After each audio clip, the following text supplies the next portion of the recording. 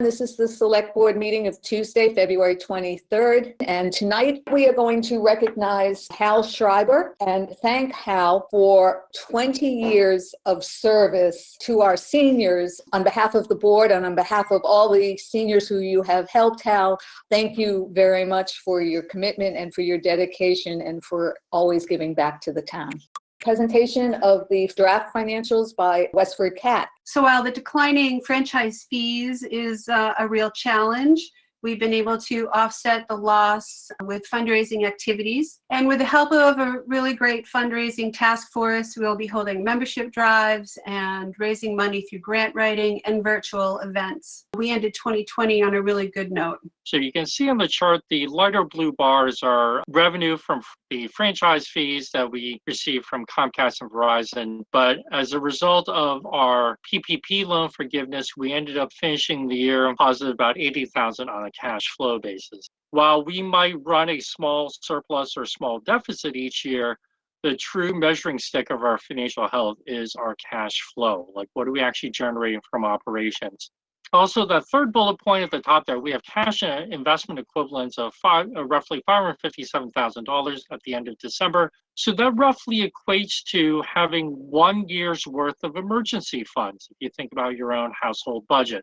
Despite past challenges, all is well, and we are cautiously optimistic for the future. You guys have been absolutely instrumental and integral into keeping the community informed. We are just so grateful for all of the hard work and all of the time and effort that all of you have put in. This is a much nicer conversation to have than the ones we were having a year ago. It's safe to say that the loan forgiveness is what generated the positive cash flow, and without that, you would have been pretty close to a cash break even. Actually, no. That's after netting out the forgiveness. If you look at our cash flow number, adding back depreciation on the surplus, we would have had something like $150,000 in positive cash flow.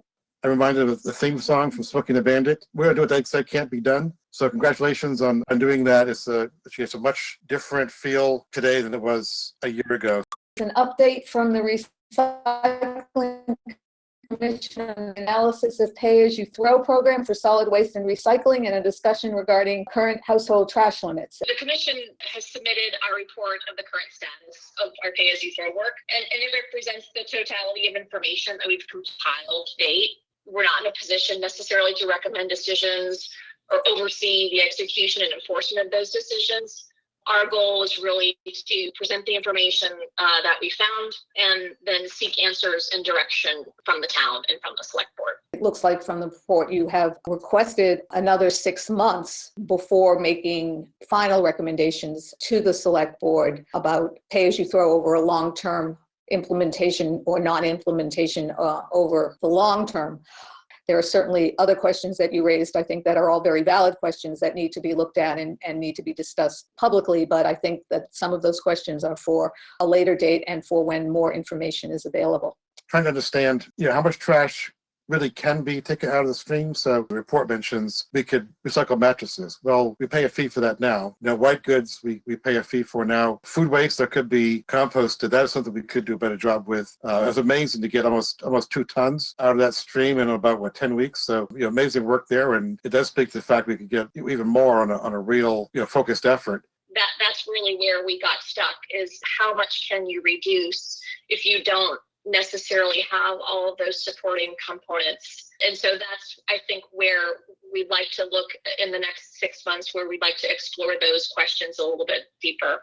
I'm starting to think about trash and recycling and the escalation of costs like health insurance. Not that they are the same, but the escalation of costs, it's mind-boggling to me what they were 10 years ago versus what they are now. Smaller changes might not be as complex as what the committee is looking at. If we just limited how many containers people could put out, right now it's 3. Even if we went down to 1 and then charge for a sticker for extra container or bags, I believe that would reduce the trash that people are throwing out. I do think there's ways to do this without adding more costs to it that we could discuss during the budgeting process. So I think the question for us as a board to consider is, are there interim actions that we can take that will help with ongoing and increasing costs that we are seeing within our trash and recycling that also may help with the budgetary problems? I think that's a lengthier discussion than we usually have within the budget review session, and I think it would help to inform the budget discussion. My thought is that we actually schedule that as a discussion item for the board.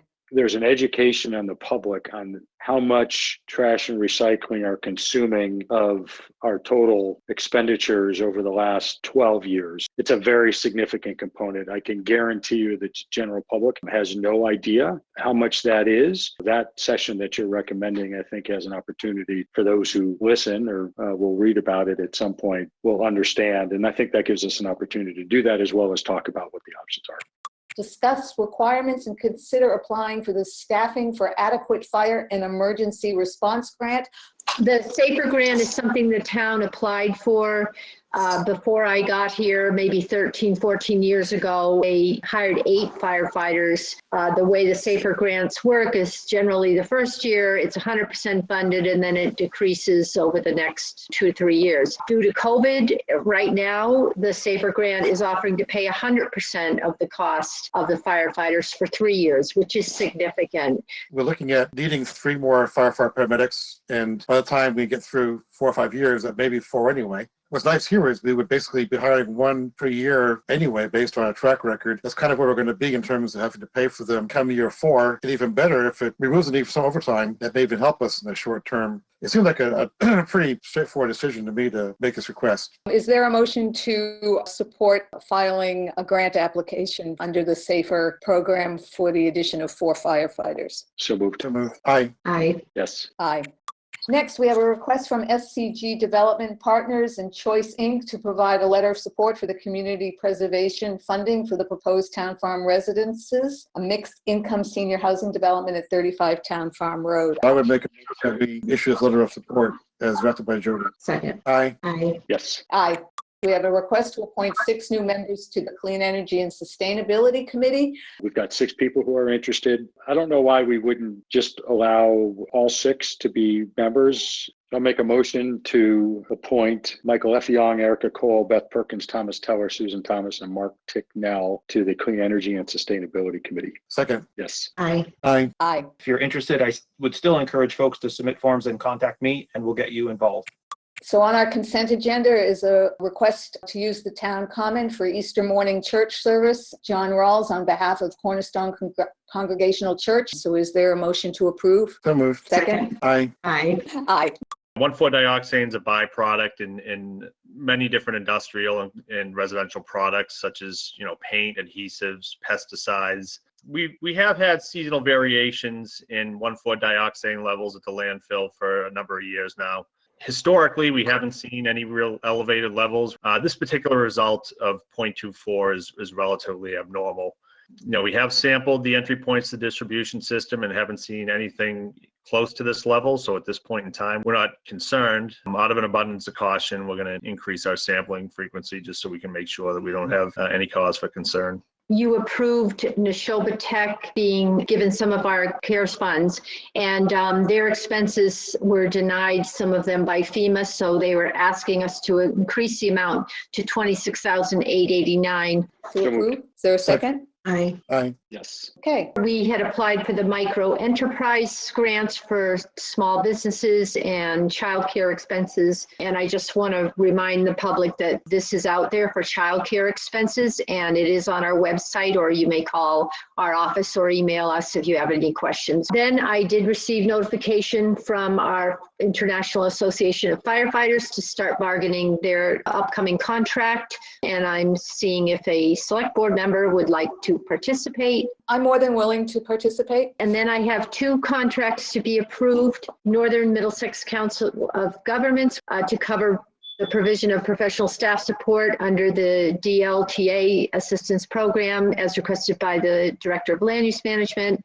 and National Association of County and City Health Officials for a grant agreement to build the capacity of local medical reserve corps or MRC units as requested by the health director. So moved. Second. Aye. Aye. Yes. Aye. Today, we did send a letter to the state asking to open a regional vaccine clinic now because we were told that we could not have a local one anymore. So that's our attempt to see if we can get something done regionally, and we will keep you posted on that. Thank you, Westford. Everybody stay safe and good night.